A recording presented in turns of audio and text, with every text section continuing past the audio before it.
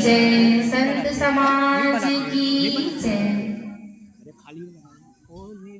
मंच पर आसीन पूज्य गुरुजन, सत्संग प्रेमी सज्जनों, भक्तिमती माताओं, पूज्य साहिब जी के आशीर्वाद वचन हम सब सुने। इससे पहले आइए सदगुरु कबीर साहिब जी का एक बहुत ही मार्मिक पद आप सबके बीच प्रस्तुत है।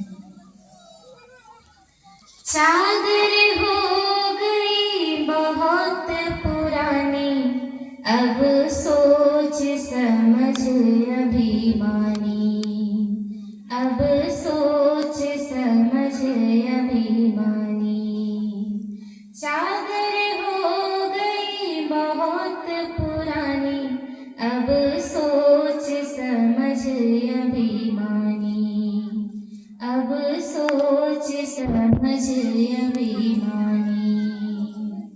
अजब जुलाही चादर बीनी, सूत करम की तानी। अजब जुलाही चादर बीनी, सूत करम की तानी।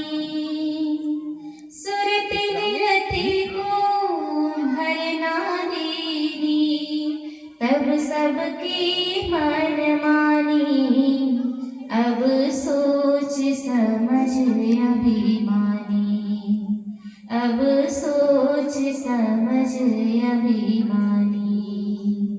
चादर हो गई बहुत पुरानी, अब सोच समझ अभिमानी, अब सोच समझ अभिमानी। मैंने दाग परे पापन के विषयन में लपटानी, मैंने दाग परे पापन के विषयन में लपटानी। ज्ञान का सावन लाए न गोया, सत्संगत का पानी, अब सोच समझ अभिमानी, अब सोच समझ अभिमानी। चादर हो गई बहुत पुरानी, अब सोच समझ अभिमानी, अब सोच समझ अभिमानी। भई खराब गई अब सारी, लोभ मोह में सानी। भई खराब गई अब सारी, लोभ मोह में सानी। सारी उम्र ओढ़ते बीती, भली बुरी नहीं जानी, अब सोच समझ अभिमानी, अब सोच समझ अभिमानी। चादर हो गई बहुत पुरानी, अब सोच समझ अभिमानी, अब सोच समझ अभिमानी। शंका मान जान जे अपनी, है यह वस्तु बिरानी। शंका मान जान जे अपनी, है यह वस्तु बिरानी। कहे कबीर यह राख यतन से, फिर हाथ नारी, अब सोच समझ अभिमानी, अब सोच समझ अभिमानी।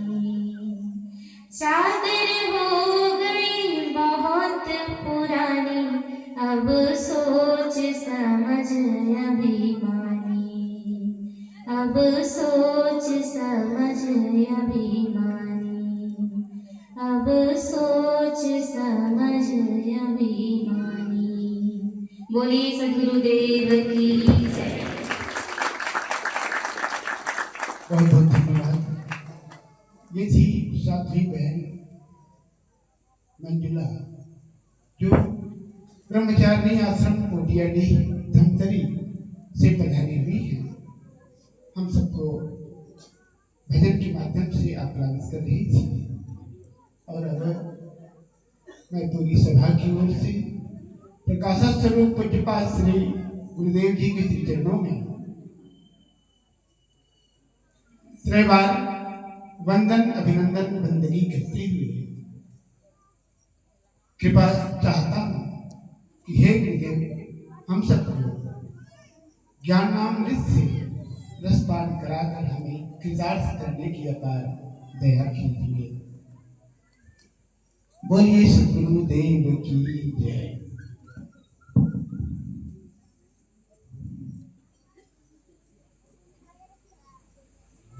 मे मनसि प्रतिष्ठिता मनो मे वाचि प्रतिष्ठित मा विराविर्मेधि वेदस्य मायालिस्थ सुतम मे मा प्रभासीन वेनाधितेनाहोरात्रां संध्यान्तं वदिष्यामि सत्यं वदिष्यामि तन्मामवतु तद्भक्तारमवतु अवतु मामवतु भक्तारमवतु भक्तारम्। सत्संग के इस पावन मेला पर मंच पर अपनी उपस्थिति दर्ज करा रहे सभी विरध विवेक संपन्न संत गुरुजन, आदरणीय साध्वी बहनें, धर्म श्रवण करने की जिज्ञासा से पधारे हुए सभी धर्मानुरागी बंधु, श्रद्धा मूर्ति देवी, ये सब के लिए अत्यंत सौभाग्य का क्षण है, दुर्लभ क्षण है कि हम लोग जीवन, धर्म और दर्शन के अनेक आयामों पर संत महात्माओं के श्री मुख से बड़ा ही पावन विचार श्रवण कर रहे हैं। कई ऐसे प्रश्न हैं जो अनुत्तरित हैं। आज उस पर बहुत चर्चा हो रही है। कुछ लोग कहते हैं धर्म क्या है, दर्शन क्या है। धर्म और दर्शन का आपस में बड़ा घनिष्ठ संबंध है। एक के बिना एक दूसरा अधूरा है। इसलिए जीवन जगत के रहस्य का उद्घाटन तब तक नहीं हो सकता, तब तक उसे हम ठीक से समझ नहीं सकते, जब तक धर्म को ठीक से नहीं समझा जाए, दर्शन को ठीक से नहीं समझा जाए। ये आध्यात्म की उन्नति के बहुत बड़े साधन हैं। इनके बिना अनेक जन्मों के जो कुसंस्कार है, जिनके कारण हम जड़ बुद्धि, जड़ बन करके जड़वत जीवन जी रहे हैं, बंधुओं, इसी को समझने के लिए सत्संग का आयोजन किया जाता है। सत्संग मनुष्य जीवन का सबसे प्रिय विषय है। आज दुनिया में जो अराजकता और व्यवहारिकता एवं उथल पुथल दिखाई देती है, उसके मूल में है कि हमने ठीक से इसे समझा नहीं है। आज धर्म के बारे में दुनिया का कोई भी धर्म हो, वो अपने प्रकल्पों में उच्च श्रेणी की नैतिकता, नीति, न्याय, दया, क्षमा, अपरिग्रह आदि को स्थान देता है। उसके बिना धर्म का कोई मतलब नहीं है। वो एक सांप्रदायिक व्यवस्था बन के रह जाता है। इसीलिए इस विषय को बड़ी गंभीरता से, बड़ी स्पष्टता के साथ कबीर ने जनमानस के सामने रखा। जब तक हम धर्म को नहीं समझते, दर्शन को नहीं समझते, आध्यात्मिक उन्नति असंभव है। और इसीलिए तमाम प्रकार के जो भ्रम है, संशय है, जो हमारे सोचने समझने के ढंग को प्रदूषित कर दिए। बंधुओं, एक शायर ने लिखा है कि फूल को देखो तो हंसता है और महकता है, बुलबुल को देखो तो मस्ती में चहकता है, मगर इस इंसान को क्या हो गया है, जब देखो तब उड़ता और भागता है। हम जितना परेशान हैं, उद्विग्न हैं, चिंतित हैं, शायद संसार का कोई प्राणी चिंतित नहीं है। जो जीवन ज्ञान का अक्षय राशि पुंज है, उस जीवन, वह जीवन अगर कराहता हो, दुख से आवृत हो, ये चिंतित विषय है, चिंतन का विषय है। और इसी पर हमारे महापुरुषों ने अगाध चिंतन दिया है। इसे समझना चाहिए। कबीर साहब कहते हैं, हंसा संशय छोरी कुहिया, अगैया तेरे बछड़ी भैया। कबीर साहब अपनी बात कहते हैं तो लोग आश्चर्य से उसे देखते हैं, परंतु इतना सत्य है, सागर्भित है, जब आदमी उसे समझ लेता है तो समाधि लाभ को उपलब्ध हो जाता है। समाधि में ही प्रज्ञा का दर्शन होता है। प्रज्ञा वह अवस्था है, अद्भुत अवस्था है। इसे आचार्य शंकर ने कहा विवेक चूड़ामणि में, यथा यथा प्रज्ञवस्थितं मनः तथा तथा मुंचित बाह्य वासना निशेष मोक्षे सतिवासना आत्मानुभूति प्रतिबंध शून्य। ये मनीषी भी ऊंचाई की बात करते हैं। यही अध्यात्म का रहस्य है। कबीर साहब उसको जन भाषा में कहते हैं, बड़ी उदारता पूर्वक कहते हैं, अधिक से अधिक लोग उसे समझ करें और तृष्णा के त्याग कर, जो विश्व रूपी नीच तृष्णा है, जिसके कारण सारे लोग उद्विग्न हैं, चिंतित हैं, विकल हैं, क्रांत हैं, दुखी हैं, लेकिन कोई वेदना को स्पर्श नहीं हो पाता। कैसे होगा? जब उसे ठीक से समझेगा। इसलिए आचार्य शंकर का जो संदेश है उसे समझें। यथा यथा प्रत्यक्षवस्थितं मनः, प्रत्यक्ष मन होता है भीतर। हम अनादि काल से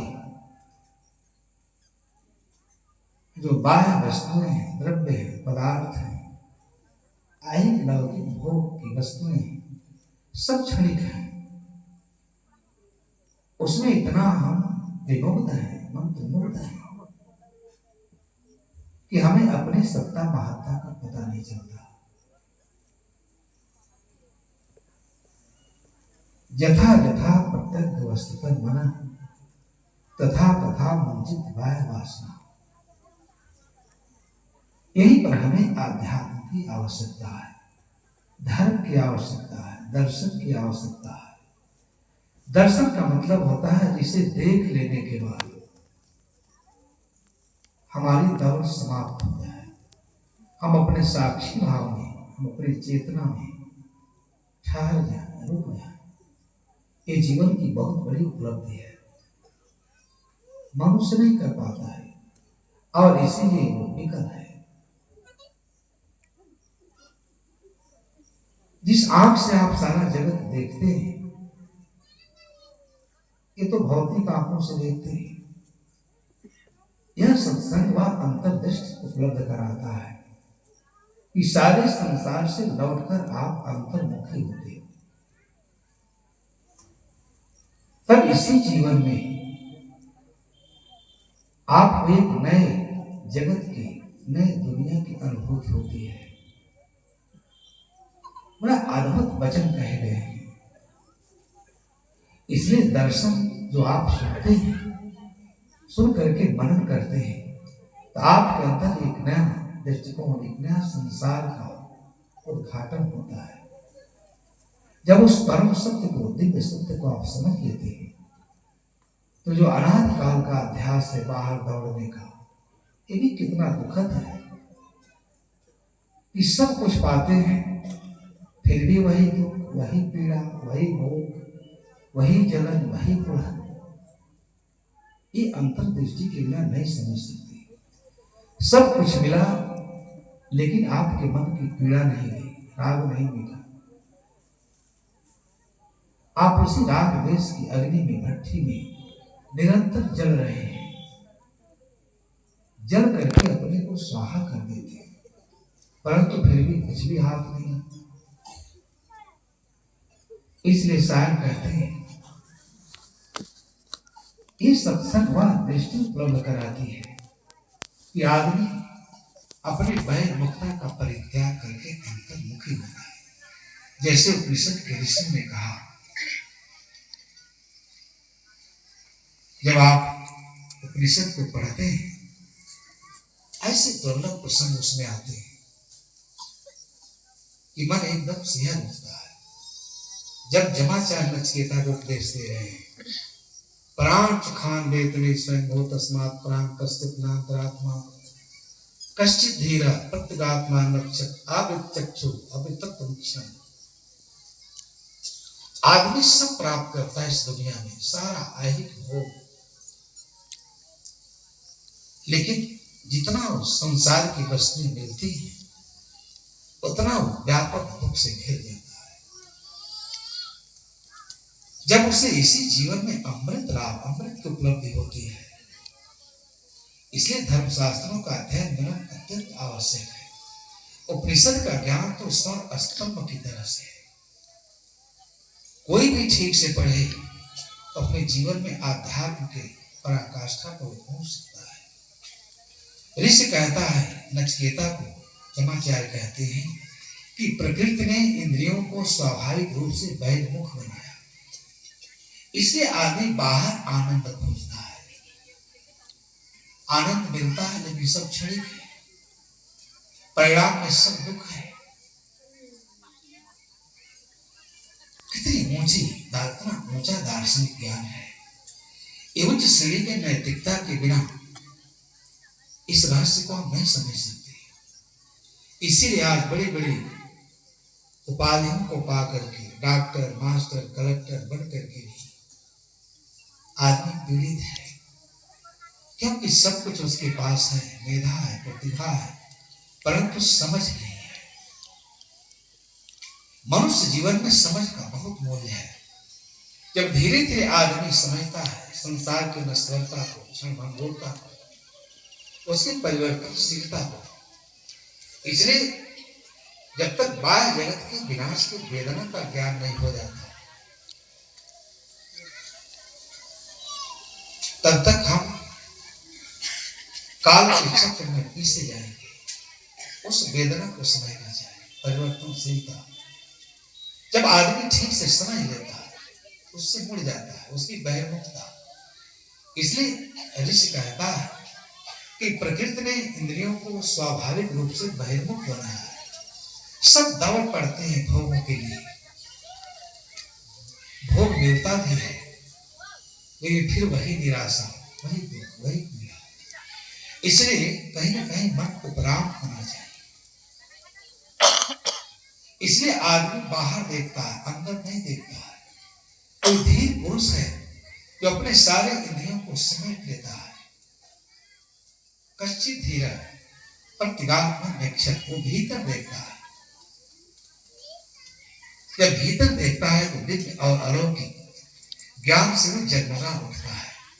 जब तक बाहर देखता है तब तक तो मलिनता में पड़ा रहता है, क्योंकि बाहर तो कुछ है ही नहीं, केवल विनाश है। और इसलिए वो मृत्यु के चक्र में पीसा जाता है। बंधुओं, इसलिए वह कोई धीर पुरुष है। धीर कैसे होंगे? इसी सरणी में आकर के, इसी परंपरा में आकर के, जब मोह के प्रगाढ़ निद्रा से उठेंगे, अनाद काल के अभ्यास के कारण सोए हुए कैसे जगेंगे? जगना ही बड़ा मुश्किल है। एक बार मध्यम निकाय के मालूक सुतंत्र में कथा आती है। तथागत बुद्ध का एक श्रावक था, मालूक सुतंत्र, बहुत अच्छा साधक था। अंदर यात्रा शुरू किए बिना ये बाहर के चकाचौंध से कुछ नहीं मिलने वाला है। उसने कहा संसार सब जगह है। तथागत से कहा कि एक चीज बताइए, लोग नित्य है कि अनित्य है? आत्मा मरने के बाद रहती है या नहीं रहती है? बड़ा अजीबोगरीब प्रश्न पूछा। लोग नित्य है कि अनित्य है? आत्मा शरीर के छोड़ने के बाद रहती है या नहीं रहती है? अगर आप इन प्रश्नों के उत्तर नहीं देंगे तो मैं आपके धर्म देशना का परित्याग कर दूंगा।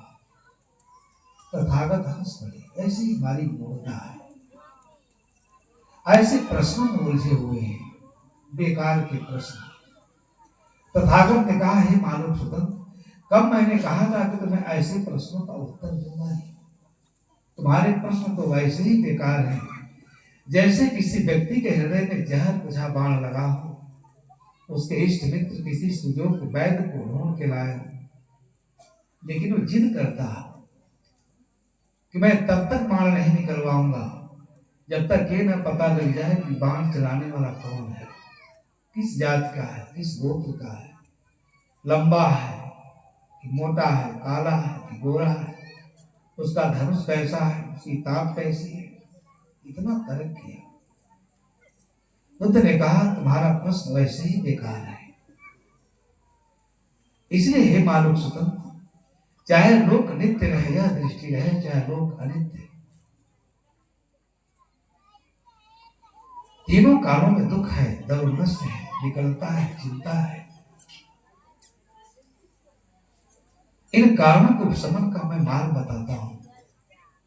मनुष्य इसी प्रश्नों को ढूंढता रहता है क्योंकि अंतर यात्रा नहीं शुरू करता है। जिस प्रश्नों के पूछने और उसके उत्तर मिलने से मनुष्य का कुछ बनता बिगड़ता नहीं, उन्हीं प्रश्नों में हम निरंतर खोए रहते हैं। इसलिए आध्यात्मिक उन्नति नहीं होता। इसलिए पुष्पाद के कहने पर उन्होंने कहा कि इसको मैं अव्याकृत कह करके पूछने की मनाही करती है।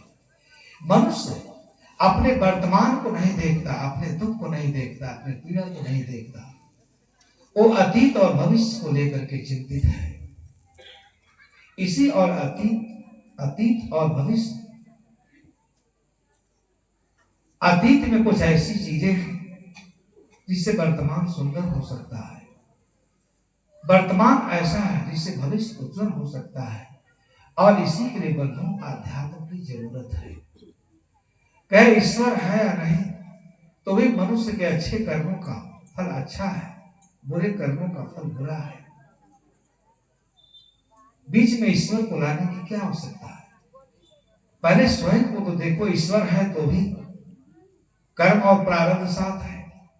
ईश्वर नहीं हो तो तुम्हारा अस्तित्व है, तुम्हारे अंदर जो चेतना है संस्कारों को लेकर यात्रा करती है, उसे समझो। हम लोग जीवन भर ईश्वर परमात्मा की खोज में लगे रहते हैं, परंतु जो सहज है, उपलब्ध है, उसे नहीं जानते।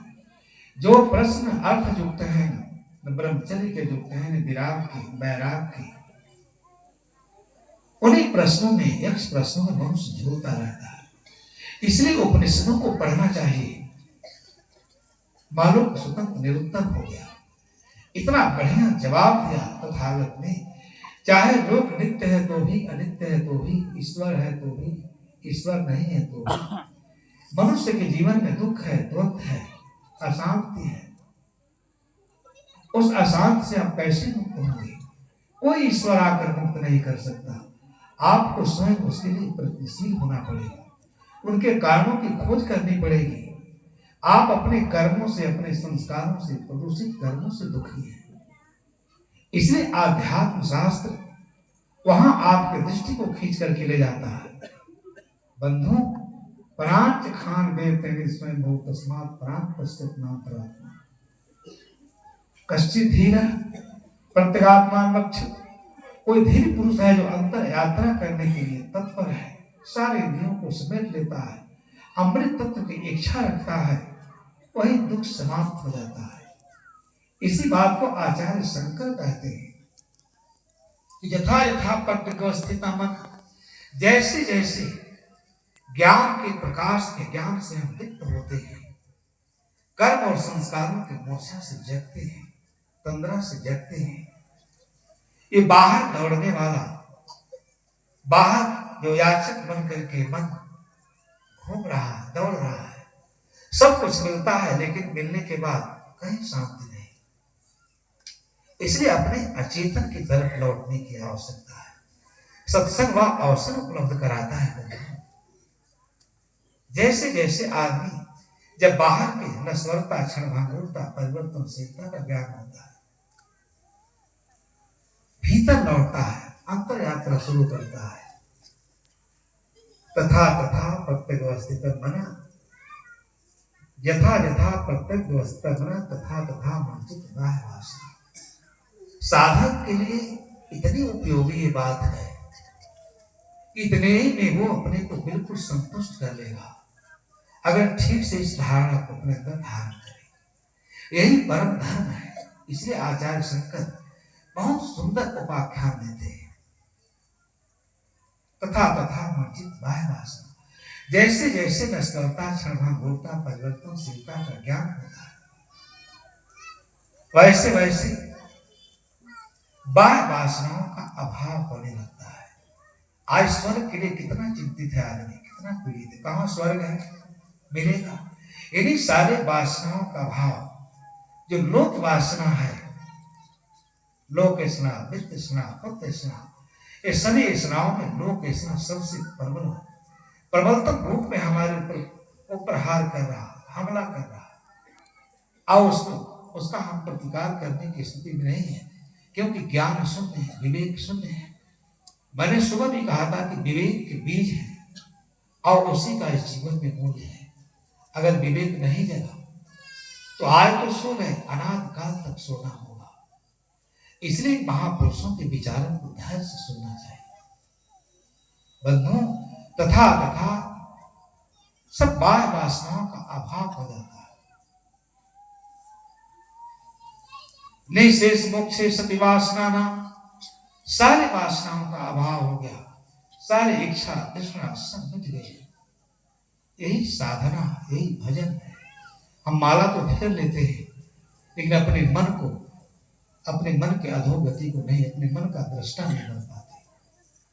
और अध्यात्म में आकर सत्संग सुन करके भी अगर अपने मन का दृष्टा न बने, इससे दुखद कोई भी पक्ष नहीं है, अत्यंत दुखद स्थिति है। इसलिए जब सारे वासनाओं का अभाव होता, निशेष मोक्ष है, तब बचता क्या है? निशेष असंग अवस्था, वही अमृत है, अमृत धाम में पहुंचना है, वही निर्वाण है, मोक्ष है, कैवल्य है। अद्भुत मार्ग का विशुद्ध विवेचन किया गया है, उसे हमें समझना चाहिए।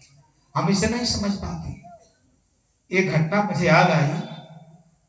एक बार हम लोग अयोध्या में किसी गांव में सत्संग के लिए गए थे। आज का पढ़ा लिखा समाज कितना दिग्भ्रमित है, कितना कुंठित है, कितना हताशा और निराशा के गर्भ में है। सब कुछ उसके पास है, केवल अध्यात्म विद्या से हीन है। इसलिए उस श्रेणी की नैतिकता के लिए, दया के लिए, करुणा के लिए, अपरिग्रह के लिए हमें ऐसे संस्थानों की आवश्यकता है। यहीं से सुंदर संदेश जाएगा। वहां एक बहुत बढ़िया संस्मरण सुना मास्टर साहब ने। उनके पढ़ाए लड़के एक जगह एसडीएम थे, आपके एमपी थे। वो रिटायरमेंट के बाद साथ करने जगह जगह प्रवचन करते थे। बहुत पढ़े लिखे विद्वान थे। मध्य प्रदेश सरकार का प्रतिनिधित्व करने जाते थे विदेशों में। हिंदी के बड़े अच्छे विद्वान थे। तो कहे जब मैं वहां गया, उस हमारे समाज के लोगों ने सत्संग का आयोजन किया। जब वहां गए, चारों तरफ पोस्टर बैनर पर्चा बंट रहा था। एसडीएम साहब ने भी कहीं देखा तो गुरु के प्रति श्रद्धा उमड़ पड़ी। पढ़ाए थे स्कूल में, वहां जाकर बैठ करके प्रवचन सुने। एकदम बड़ी तन्मयता से सुने और प्रवचन सुनने के बाद जैसे लगा एक चिंगारी भड़क गई उनके अंदर, एक रुचि बढ़ी कि गुरु जी रिटायरमेंट के बाद इतना अच्छा प्रवचन तो मैंने सुना ही नहीं। जाकर के मिले और कहे, महाराज जी हमारी पत्नी यहीं सिविल जज है, हम दोनों की पोस्टिंग यही है, बहुत सुंदर हम लोगों ने भवन बनाया है। आदमी भौतिक उन्नत से इतना इतराता है और वही घमंड उसे चढ़ डालता है। उसी घमंड में वो आध्यात्मिक उन्नत नहीं कर पाता और अपने ऐसे अद्भुत रत्न जीवन को धन के पीछे दौड़ते दौड़ते धन में पागल होकर, धन कमाना चाहिए, नीति पूर्वक कमाना चाहिए, जितना आवश्यक उतना ही कमाना चाहिए। अगर अधिक कमाओगे तो दूसरे का हक छीनोगे। और यही हो रहा, आज पढ़े लिखे लोग कितना गंदा आचरण कर रहे। उनका बस चले तो जिले की पूरी प्रॉपर्टी हड़प जाए। इतनी समय नहीं कि लेके जाएंगे कहाँ, थोड़ी दिन रहना है। कितना सुंदर जीवन है। आदमी कितना विनाश को निमंत्रण दे दे के बुला रहा है। गुरु जी भी बड़े खुश हुए, मेरा पढ़ा लड़का एसडीएम है, उसकी पत्नी सिविल जज है। अब सवेरे बहुत सारे लोगों को अपने आवास पर बुला दिया। एसडीएम थे, प्रतिष्ठित व्यक्ति, बहुत सारे लोग गए प्रवचन सुनने के लिए। जब साहब गए तो देखे तो उनके मकान के ऊपर एक हंडी टीक करके रखी गई थी। हंडी जानते हैं, काली पाली चूना उना फूट करके हड़िया कहते हैं आप हमारे हंडी के। वहां गए, जब प्रवचन समाप्त हुआ तो धीरे से बुलाए, कहे एसडीएम साहब मैं तो बड़ा हतप्रभ हूं, आपके छत पर मैंने देखा और एक हमारे काशी कोतवाल भैरवनाथ है, उनका भी आप बड़ा विराट रूप रखते हैं, आप लोहे का बना कर दरवाजे पर लटका है। सब जगह की बात है, अंतर कुछ नहीं है। उत्तर प्रदेश, एमपी, छत्तीसगढ़, थोड़ा बोली भाषा का अंतर है, बाकी सब तो उसी धारा में बह रहे हैं। कहे दरवाजे पर क्या लटकाए हैं, कहे महाराज ये काल भैरव है, ये काल से बचा देते हैं। आदमी की मूर्खता का कोई अंत नहीं। अपने हाथ से लोहे का काले रंग का एक बना लिया है, अब कहता है सबसे हमको बचा ले। पढ़ा लिखा है एसडीएम में, कैसे समझाएंगे उसको? कहे वहां क्या रखे, कहे महाराज ये हम लोग इतनी अच्छी कमाई हम दोनों की, इस पूरे मोहल्ले में सबसे अच्छी मकान है। एक ज्योतिषी आए, वो कहे कि देखो तुम्हारे मकान को नजर लग जाएगी, इसलिए उन्होंने कुछ जोक टेम किया और काली हंडी में बना के रख दी ताकि मकान को नजर न लगे। साहब ने कहा महाराज मकान तो जड़ है, इसमें नजर लगने की तो कोई कहीं दूर दूर तक कोई संभावना नहीं है। मुझे तो डर लग रहा है, इसलिए कहीं आपको नजर न लग जाए, इसलिए आप लोग जज साहिब और आप दोनों आप लोग काली हंडी को गले में लटका कर लेके चला कर, कहीं आपको नजर लग जाएगी तब तो बड़ा मुश्किल हो। आदमी कितना भोला बैठा, केवल अध्यात्म शास्त्र नहीं है, पढ़ा है लिखा है, परंतु विचार कला से इतना हीन है। ये सत्संग विचार की कला उपलब्ध कराती है। धर्म पर मैंने बोला, धर्मों ने केवल विस्मरण किया, मनुष्यता का, मानवता का कत्ल किया। आपने सही समझ पैदा नहीं होने दी।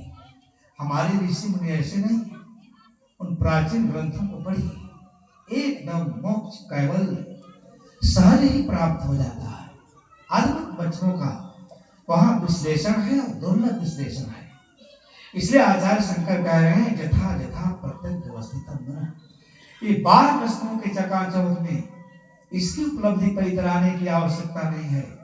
क्षण भर के लिए, सदा के लिए विलुप्त हो जाएंगे। दिवा स्वप्न, ये सब सपना ही हम लोग देख रहे हैं, सपने से उठने की आवश्यकता है। गोस्वामी जी ने कहा ना, जाना ही जब है जीव जब जागा, जब सब विषय विलास निरागा। लेकिन संशय अज्ञान अविद्या का इतना आवरण है, उसको हम भेद नहीं पाते। वंचित वाह वासना निशेष मोक्षेषत वासना, यही हमें काम करना है। जाग कर संसार की इच्छा तृष्णा वासना कामना पर विजय प्राप्त करते हैं, तब हम मोक्ष के उत्तम फल को प्राप्त कर सकते हैं। आत्मानुभूति प्रतिबंध शून्य है, कितनी सुंदर व्याख्या है। सब प्रसारे प्रतिबंधों से शून्य, एकदम विमल निर्विकारी निर्मल असंग शुद्ध बुद्ध चेतन की दैनिकमान अवस्था में हम पहुंच गए। आत्मानुभूति या आत्मानुभूति के बिना ही सारी विसंगतियां हमारे जीवन में पैदा होती हैं। इसलिए सदगुरु कबीर साहब कहते हैं, हंसा संशय छोरी कोई, गैया पीवे बछल में पिए। लोग तुरंत आश्चर्य के सागर में चले जाते हैं। यही हो रहा है, यही वितंडावाद, यही वितर्क हमारे समझ में नहीं आता। ये माया तो कुछ है नहीं, केवल हमारी वृत्ति के सरोवर में उठने वाला एक वृत्ति है और हमको हर समय घेरे हुए, उससे मुक्त ही नहीं हो पाते हैं। इसलिए बंधुओं, सत्संग सुनने की आवश्यकता है। हंसा कबीर साहब इतने महान पुरुष हैं, उनका आदर्श चरित्र इतना ऊंचा है, उसके समकक्ष कोई बैठता ही नहीं। किसी महापुरुष ने आपको हंस कह के संबोधित किया सुने? किसी गीता भागवत रामायण में साहब मनुष्य को हंस कहती है। अरे हम हंस है नहीं, हम तो कौवा है। ज्ञान साहब कहा करते थे ना, वो तो काला कौवा है, लेकिन ये कौवों से ज्यादा खतरा तो हम लोग, जो कौवों का स्वभाव हो गया इससे है। इसलिए अनेक ऐसे दुर्लभ प्रसंगों की चर्चा की।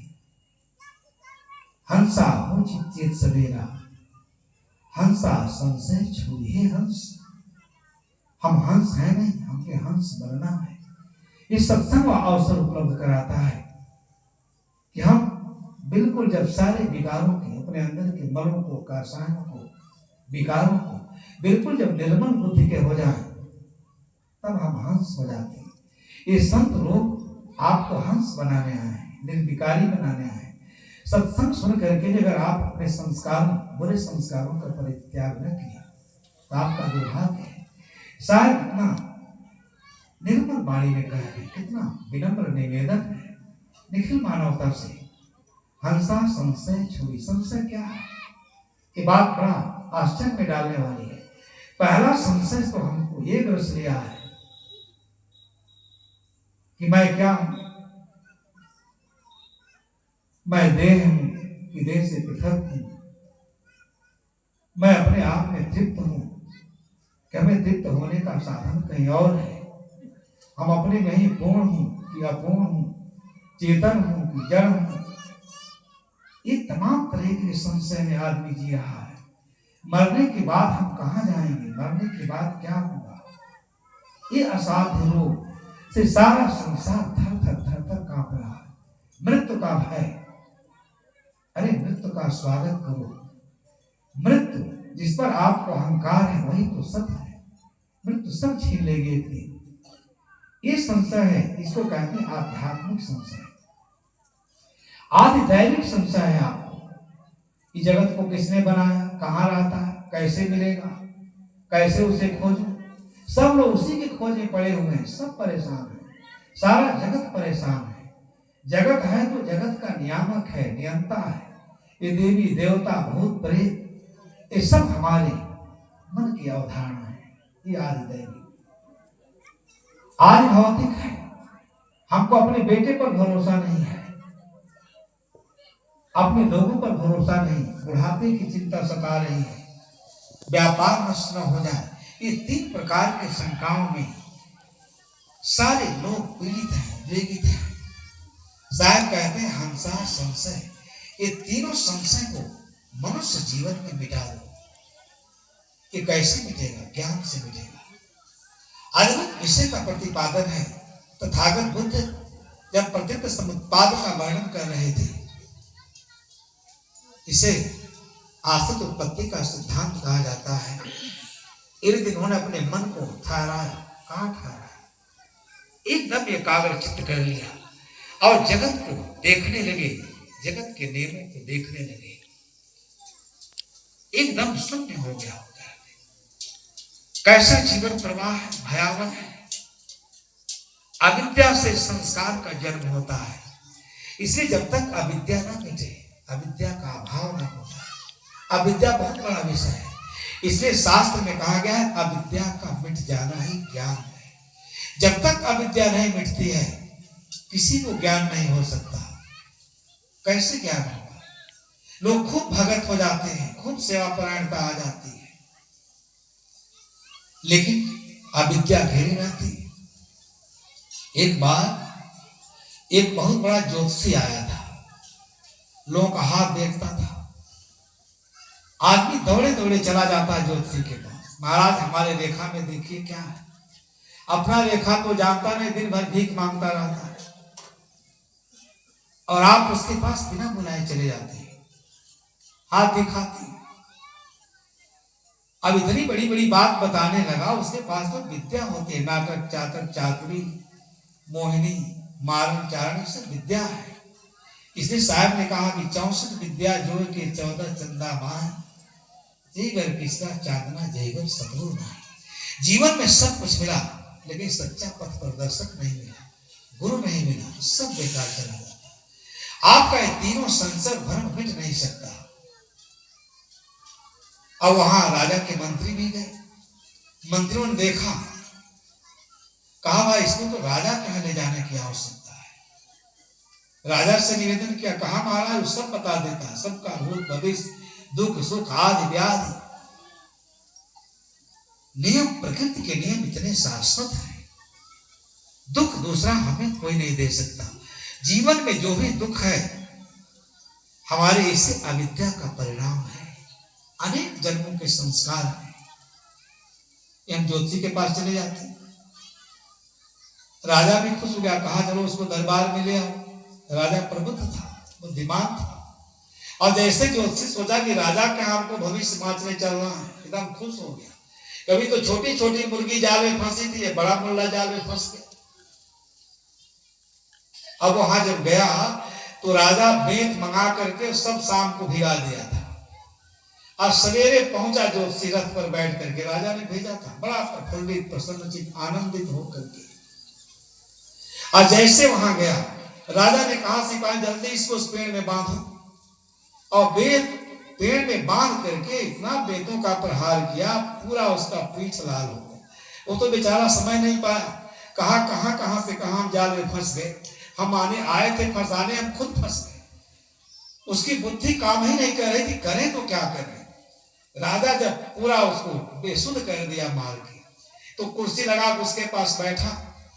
कहा एक चीज बताओ कि तुम्हारी विशेषता क्या है, तुम जानते क्या हो। कहा महाराज मारने से पहले अगर पूछ लिए होते तो मैं सब बता दिया होता। अब तो उसका कोई औचित्य नहीं रहा पूछने का। आपने हमारे अंदर जो गुण है, जो विद्या है, उसका सदुपयोग ही नहीं किया। हमको तो आपने घायल कर दिया। कहा से प्रश्न पहले पूछ लिए। अरे मैं ज्योतिषी हूं, मैं सबका भविष्य बता देता हूं, सबका भाग्य रेखा बता देता हूं, सबके बारे में भविष्य की बात बता देता हूं। राजा ने कहा मूर्ख, जब सबका बता देता तुमको नहीं पता था कि राजा के यहाँ जाएंगे इतनी बेंत की मार पड़ी। तुमको इतना नहीं पता था, आखिर क्या भविष्य बताते। आज आदमी इन्हीं सब सारे संशयों से ग्रसित है, महादुखी। इसलिए 3 प्रकार के संशयों का निवारण कैसे होगा। कबीर साहब की भाषा बड़ी अद्भुत है। हमें हंस कह रहे हैं और इस पर हमको मनन करना चाहिए कि क्या हम लोग हंस हैं। हम लोग शराब पीते हैं, मांस खाते हैं, झूठ बोलते हैं, निंदा करते हैं, चुगली करते हैं, क्षणिक लाभ के लिए कितना नीचे गिर जाते हैं। हंस कहां? हमें हंस बनने का शक्ति है, सामर्थ्य है। इसलिए कबीर साहब कह रहे हैं उठो जागो, अपनी चेतना को जगाओ, अपने बुद्धि को निर्मल करो, अज्ञान के गहरे खाई से निकलने का प्रयत्न करो। गैया पिए बछड़, माया क्या है? यह माया अविद्यावश। इसलिए प्रकृति समुत्पाद में तथागत ने कहा सबसे बड़ा दुख का कारण अविद्या है। अविद्या से संस्कार बनते हैं, संस्कार से चेतना बनती है, चेतना से नाम और रूप बनते हैं। ध्यान से सुनिएगा, ये सत्संग कोई आनंद का विषय नहीं है।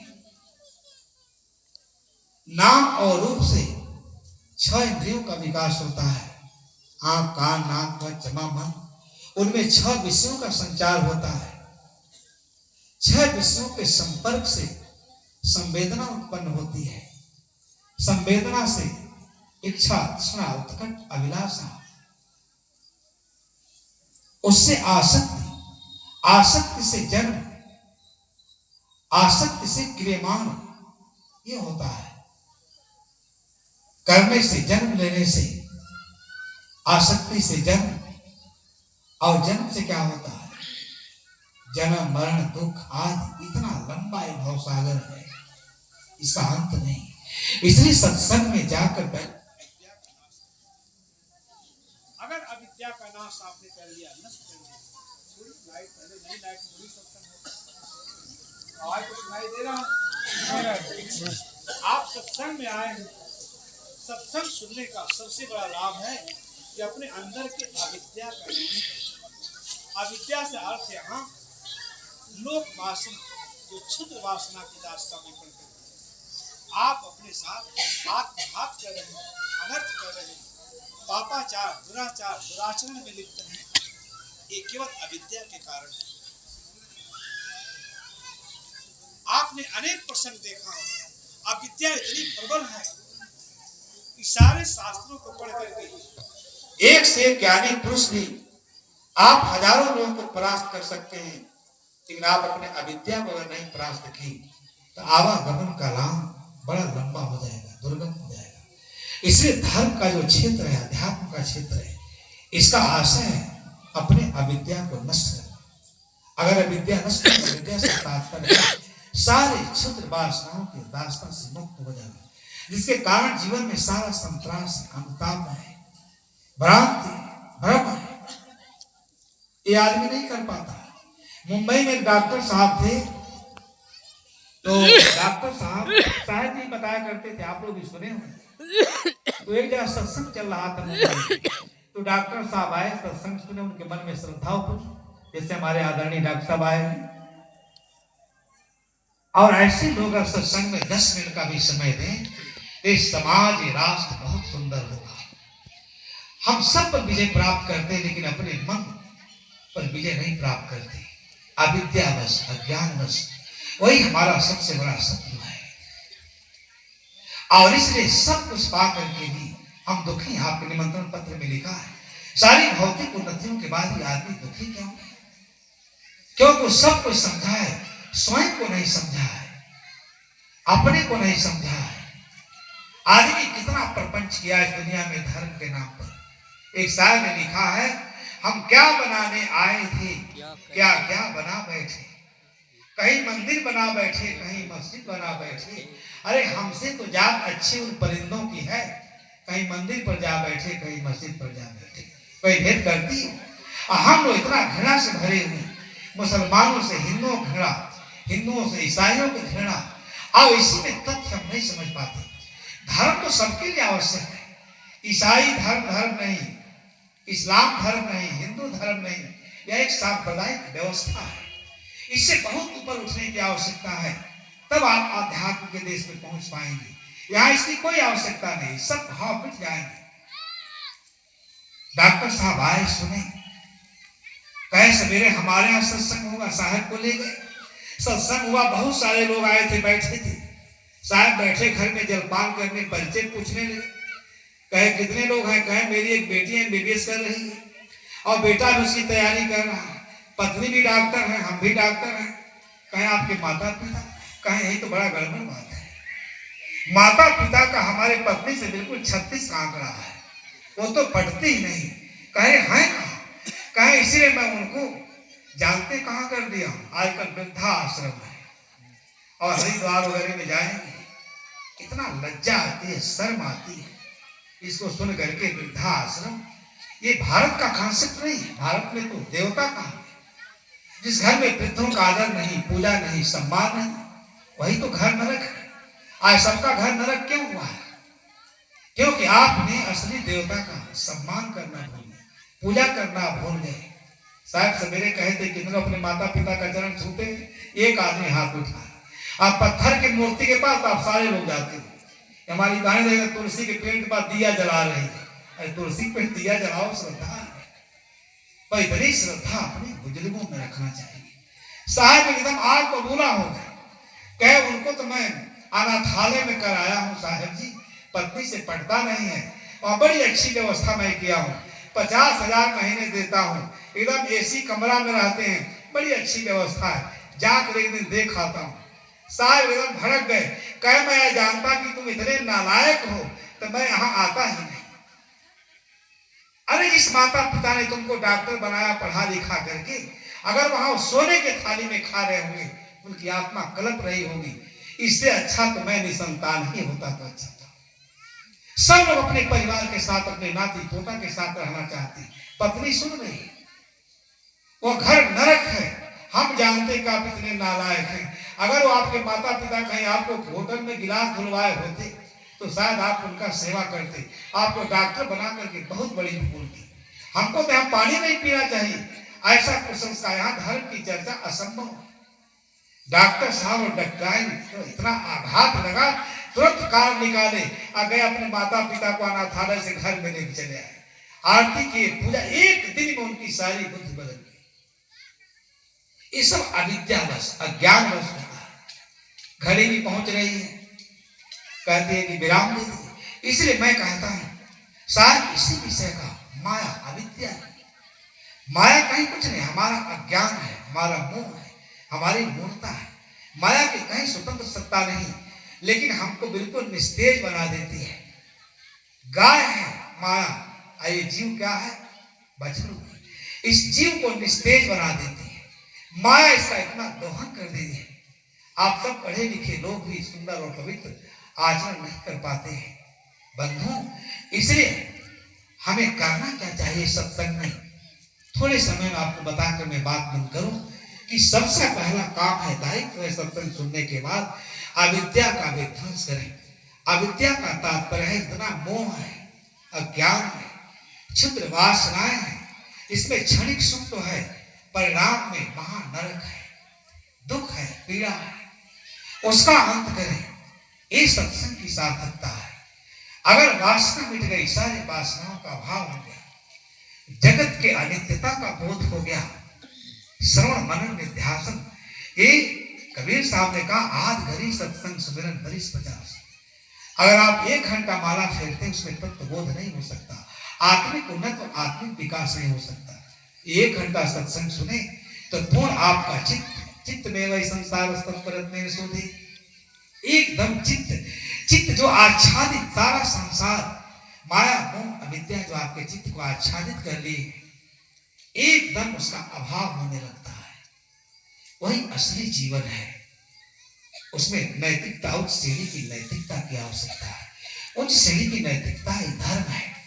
जब वासनाओं का अभाव हुआ तो संस्कार अपने आप हमारे अच्छे संस्कार होने लगते हैं। हम पूर्ण लाभ के लिए तुरंत तत्पर हो जाते हैं और संस्कार अच्छे हुए हमारी प्रसुप्त चेतना भी जाग जाती है। जब चेतना जाग जाती है तो नाम रूप ये सब क्या है जिसमें हम व्यामोहित हैं। नाम भी झूठा, रूप भी झूठा। ये शरीर कितने दिन साथ रहने वाले, इसका चकाचौंध कितने दिन साथ रहने वाला है। मछली मुख जसके चुआ मुस्मन वह गिरदान, सरपन माह गए जो ऐसी दी। अब समय नहीं है, इसे आपसे निवेदन है, विनम्र निवेदन है, यही काम आप लोग करें। चेतना, नाम रूप सब समझ में आने लगता है और आदमी स्वतः एकदम स्थिर होने लगता है कि मेरी आत्मा के सिवा यहाँ कुछ भी नहीं है। इसमें तो संसार के सब वस्तुओं में अहंकार के सिवा कुछ है ही नहीं, और अहंकार ही हमारे विनाश का जड़ है। लोग पद पाके अहंकारी बनते हैं, विद्या के मद में भी अहंकारी बनते हैं। और कॉलेज में क्या लिखा है? सत्यम धर्मम च, 2 शब्द है। आई 2 शब्द को हम धारण कर लें तो पृथ्वी स्वर्ग हो जाएगी। स्वर्ग के लिए हम लोगों को बिलखना नहीं पड़ेगा। नाम रूप झूठा तो आपका 6 इंद्रियों में कोई उद्वेग संवेग नहीं होगा। छह जो विषय है, देखने सुनने जानने की जो ललक है, जिसके भूख से हम पीड़ित हैं और ये हमारे जीवन में नरक निर्मित किया है, उससे ऊपर उठ जाएंगे, चित्त एकदम सुंदर हो जाएगा, पवित्र हो जाएगा। फिर इन विषयों के भाव में क्या होगा? संपर्क समाप्त। किससे संपर्क करेंगे? जब तक विषय विकारों की लहर तब तक उठती है, उसमें संपर्क के लिए आप लालायित रहते हैं, जब तक उसका अज्ञान है, उसके क्षणभंगुरता का ज्ञान है। बंधु, यही मुक्ति का मार्ग है, यही विपुल सुख का साधन है, यही परम साध्य विषय है। इसी का अनुसरण करके आदमी अपने जीवन में आध्यात्मिक भौतिक सब प्रकार की उन्नति कर सकता है और अपने जीवन को कृतार्थ कर सकता है। संवेदना समाप्त हुई, तृष्णा बनेगी नहीं। आप ये भी समझें, तृष्णा एक सबसे बड़ी विष का कारण है। तृष्णा होती किसकी है? तृष्णा केवल भौतिक वस्तुओं की होती है। ठीक से सोचिएगा, और भौतिक वस्तुओं की नश्वरता का ज्ञान हो जाए, तृष्णा अपने आप समाप्त, उसका क्षय हो जाता है। तृष्णा का क्षय ही संसार में सारे दुखों का अंत समझना चाहिए। और तृष्णा का क्षय न हुआ तब मैं कभी कभी कहता हूं कि एक घर में बड़े धर्मपरायण लोग थे, तो भक्त थे, पति पत्नी बड़े धर्मपरायण थे और इतना साधु सेवा में निपुण थे। सेवा परायणता उनके जीवन का अभिन्न हिस्सा था। एक दिन खेत में काम वाम करके आए, बड़े थके मादे थे। रात हो गई, 7 बजे की तरह से सब्जी रोटी पत्नी बनाई, और तब तक एक मेहमान आकर उनका दरवाजा खटखटा दिया। 2 ही लोगों का बनाए थे, अब क्या करना? वो भोजन खिला दिए, फिर पत्नी बनाई, फिर खा के सोने चले गए। फिर 2 मेहमान आ गए, दरवाजा खटखटा। पत्नी कही, लगता है कि आज सब मरे हुए लोग हमारे ही घर आ गए, आज जान बचेगा नहीं। एक तो थके मादे, धर्म का मतलब समझिए। अब फिर उनको बना के खिलाई, फिर अपने बना खा के सोए। तब तक 10 से 11 बज गया, 12 बज गया। अब जैसे सोने गए, जाड़े का दिन था, रजाई ओढ़ के सोए, और तब तक तीसरा मेहमान दरवाजा खटखटा दिया। पत्नी तो एकदम झल्ला गई। पति कहती, जाओ अपना धर्म वरम लिए रहो, जाओ तुम ही बनाओ खिलाओ, अब तो मैं उठ नहीं सकती। क्या पता सारे मेहमान, सारे नालायक हमारा ही घर देख लिए। 12 बजे आने का कोई टाइम नहीं, आज तो हम मर जाएंगे भोजन बनाते बनाते। अब पति तो बड़ा धर्मपरायण था, कहा हम कैसे सोए, अतिथि देवो भव, दरवाजे से लौट जाएगा। जाके धीरे से खोलता तो देखता उसके साले साहब आए हुए। कहता, देखो तुम्हारी बहन बहुत नाराज है, बोलना मत, एक शब्द मत बोलना, एकदम थक गई है, दिन भर खेत में काम किया, रात को भोजन बनाई, 3-3 4-4 बार मेहमान आ गए। चलो हम तुमको चाय वाय पिलाते हैं, और चुपचाप सो जाना। अब उसकी बहन तो जगी थी, कहीं बोलना मत, एकदम चलो चुपचाप सो जाओ, तुम तो बिल्कुल जाने पहचाने मेहमान हो, बिना खाए भी सो जाओ, कोई बात नहीं। आज ऐसे सुनी हमारा भाई आया है, एकदम रजाई में से छलांग लगा के निकली। कहीं तुम क्या जानते हो बेहुदा, कहीं हमारा भाई, हम लोग साथ में रहे हैं, खाए हैं, पिए हैं, मैं जानती हूँ क्या खाता पीता है, तुम्हें क्या पता है, तुम क्या खिलाओगे। तुरंत उड़ करके भोजन बनाने लगी। हम लोग तो हंसने के लिए कह देते हैं, अंतिम घड़ी परीक्षा क्यों होती है? ये धर्म नहीं है, धर्म परम साध्य विषय है। वो सहिष्णुता होनी चाहिए, सरलता होनी चाहिए। मैं ज्यादा समय आपका नहीं दूंगा, समय बिल्कुल 5 बज गया, बहुत दूर से आप लोग आए हैं। एक विनम्र निवेदन मैंने किया, ये सत्संग सुनने का मतलब दुख से आध्यात्मिक निवृत्ति, खुशहाल प्रसन्न जीवन जीना, प्रेम पूर्ण और प्रेम के प्रसाद में रहना। कबीर साहब ने बहुत कुछ कहा है, संसार के सारे महापुरुषों ने बहुत कुछ कहा। गत दिनों विश्व का सब बुद्ध ने कहा, सब बात सब गंतव्य ही न सब परिलाहो न विजती।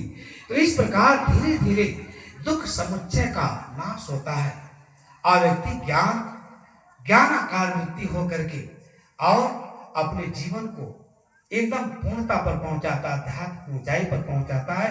यही इस जीवन का लक्ष्य है। इसलिए हंसा संशय, तीनों प्रकार का जो आध्यात्मिक संशय, आदैविक संशय, आध्यात्मिक संशय, सबको समाप्त करके और आप लोग आध्यात्म के पथ पर आरूढ़ होकर के बिल्कुल निर्मल हो जाए, विमल हो जाए और इसी जीवन में आध्यात्मिक सुख और निर्भयता का अनुभव करें। यही सत्संग सुनने की, धर्म श्रवण करने की सार्थकता है। आप सभी श्रोता बंधुओं को बहुत बहुत धन्यवाद देते हुए और अपने संत गुरुजनों को सागर साहेब बंदी करते हुए यहीं पर अपने विचारों को विराम देता।